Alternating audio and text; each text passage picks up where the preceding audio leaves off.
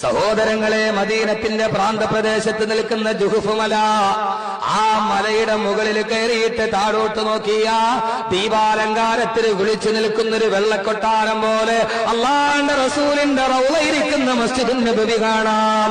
അതൊരു വല്ലാത്ത കാഴ്ചയാണിത്.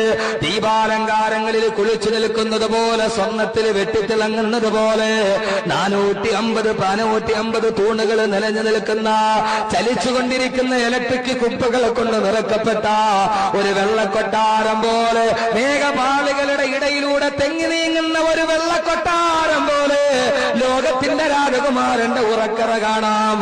അള്ളാന്റെ റസൂല് പറഞ്ഞു, ജുഹുഫ് മലയുടെ മുകളിലേക്ക് കയറി നിന്നിട്ട് അള്ളാന്റെ റസൂലിന്റെ മസ്ജിദുൻ നബവിയിലേക്ക് നോക്കിയിട്ട് ദജ്ജാൽ ചോദിക്കുമത്രേ, ലിമൻ ഹാദൽ ഖസ്റുൽ അബിയൽ, ലിമൻ ഹാദൽ ഖസ്റുൽ അബിയൽ, ഈ വെള്ളക്കൊട്ടാരം ആരുടേതാണെന്ന് ജുഹുഫ് മലയുടെ മുകളിൽ കയറി നിന്ന് ദജ്ജാൽ ചോദിക്കുമെന്ന് 14 നൂറ്റാണ്ട് മുമ്പ് ആദരവായ പ്രവാചകൻ നബി മുഹമ്മദ് മുസ്തഫ.